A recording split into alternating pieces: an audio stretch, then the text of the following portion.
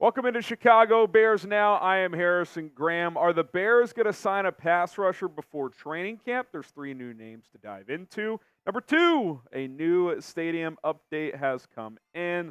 It's not a great one. We'll dive into that as well. And are NFL offseason changes coming with the schedule, with the on-field work in the future? We'll talk about that as well. I thought it was pretty interesting. But first, we got to wrap up our May sub battle. We beat the Cowboys, report to 1,000 new subs this month. Shout out to all of you.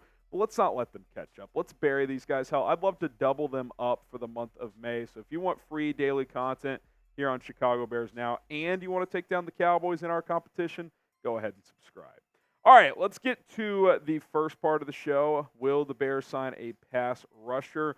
Certainly need some pass rush help before 2024. I do think it's the biggest on-field need. Matt Holder of Bleacher Report dropping 3 names in here that I'll get to in a sec. He says, while Montez Sweat is a Pro Bowl caliber edge rusher, it would behoove the Bears to get him some help. 5th-round pick Austin Booker is a project, and Marcus Walker is more of a run defender. So bringing in a veteran like Carl Lawson, Romeo, Okwara, or Markus Golden would be a good idea. So you look at these 3 players. We've talked about Lawson some, not as much about Okwara and Golden, admittedly. So 2 more names out there that are worth diving into. We'll kind of go one by one here. Obviously, Carl Lawson dealt with injuries last year, played in just 6 games, basically didn't record any notable stats, kind of got buried on the depth chart when he did play, but his 3 prior years, at least 5 sacks. So this has been a guy that's been capable as a good rotation player and sometimes as a starter.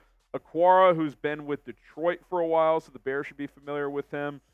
Again, last few years hasn't been great. Had a 10-sack season back in 2020, but dealt with injuries in 21 and 22. And last year played 16 games, but didn't rotate in a ton. And then Markus Golden had a decent little year in Pittsburgh. 4 sacks, is kind of strictly a third-down pass rush specialist. So he's an interesting piece. I think all 3 of these guys can play 4-3 defensive end. They're all at least 250 pounds. I did think Golden had the best 2023 of this bunch. I think Lawson might fit the best just in terms of the 4-3 scheme, but I would be open to any of these 3, and I would really be open to any free agent pass rusher because to Holder's point, yeah, you've got your dog in Montez Sweat. I like DeMarcus Walker as an energy player, but he is more of a run stopper. He's better as a pass rusher when he kicks inside as a third down interior player. So who's that other edge rusher? Is Booker going to be ready to be that guy as a rookie? Is Dominic Robinson finally going to break out? I'm not going to hold my breath on that. Jacob Martin, maybe. Also, Calais Campbell, Yannick Ngakoue still out there. We've talked about those 2 quite a bit. There's enough names available that if you're Ryan Poles, there's really no reason not to bring one in. Now, there's also no reason to rush into it. Get through OTAs, get through minicamp, see how some of these guys look. I could even see a week or 2 of training camp going by, kind of like last year before they signed Ngakoue. But I definitely do think just looking at what you have, you're going to need someone to come in here and at least be a rotation guy that can rush the passer. Name a pass rusher that you would like the Bears to go sign. Drop his name down in the comment section down below. I'm still Team Calais Campbell, but I'd be cool with Ngakoue, Carl Lawson. There's the Melvin Ingrams of the world still out there as well. If you have someone that comes to mind, go ahead and drop his name.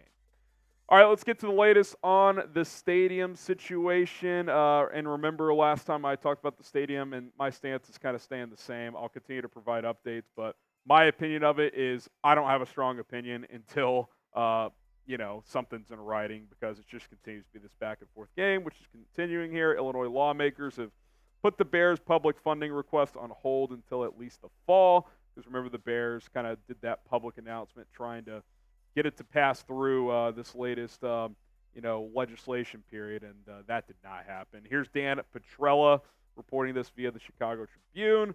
He says the Bears' appeal for more than $2 billion in public assistance to build a new dome stadium on a reimagined lakefront is on hold until at least the fall. High-ranking Democratic lawmakers confirmed Saturday, and it just kind of confirms what we kind of knew and has been going on. Is this thing's going to continue to drag out. The Bears are going to put proposals out there. The city is going to counter. It's classic politics 101. These rich billionaire owners want to pay as little as possible, although in the Bears' credit, they are putting up almost $2 billion, which is more than what most ownership groups do. They want public tax money, so That's how this thing goes. City's trying to protect its citizens, yada, yada, yada.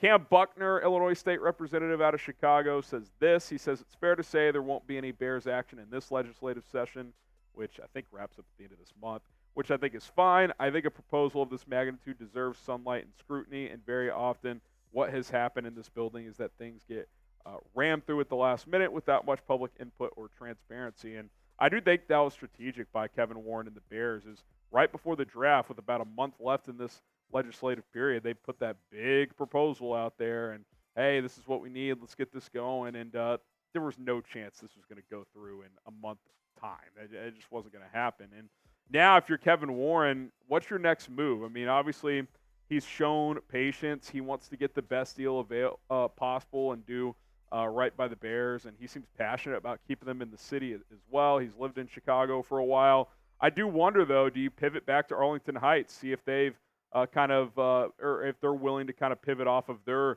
tax model as well, because that seemed to be a non-starter for the Bears. But Warren has been pretty adamant about, hey, I'm not going to rush into anything, but the sooner the better, because the world we live in, the longer you wait, the more expensive shit costs. That's just how it goes. Like, go to the grocery store. 6 months from now, it's probably going to be more expensive than it is now. It's no different than lumber and anything else you need to build a stadium, especially one of this magnitude. So I think they said in their proposal, every year that goes by, the cost goes up like $150 million, which, when it's a $4 billion project, doesn't sound like a lot, but if it's 5 years, I mean, that's another $1 billion almost gone. So take a guess. Where do you think the Bears' next stadium will be? Do you think it'll be in Chicago? If so, type C. Arlington Heights, type A. I think it's elsewhere, somewhere else, different suburb.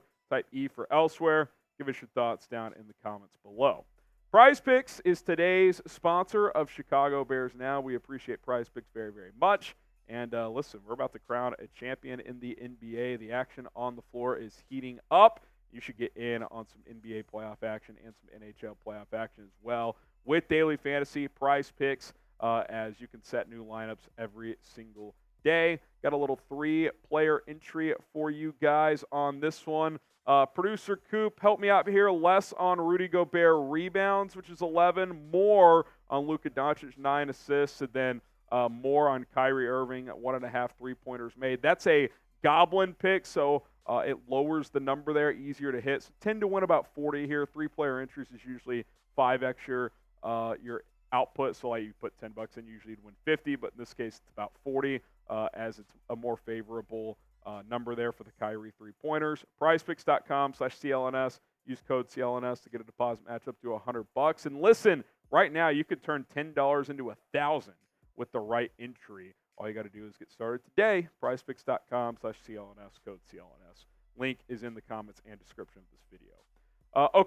Quick NFL notes, then we'll get out of here. Off-season schedule changes. There's some chatter going on right now that OTAs could go away as soon as 2025. So what would that look like for the offseason schedule? Tom Pelissero of NFL Network putting this out there earlier today. He said, end of OTAs, ? The NFL Players Association is working to finalize a proposal to overhaul the offseason as soon as 2025, eliminating voluntary on-field work in the spring in favor of a longer training camp ramp-up, with players reporting in mid-June to early July per sources.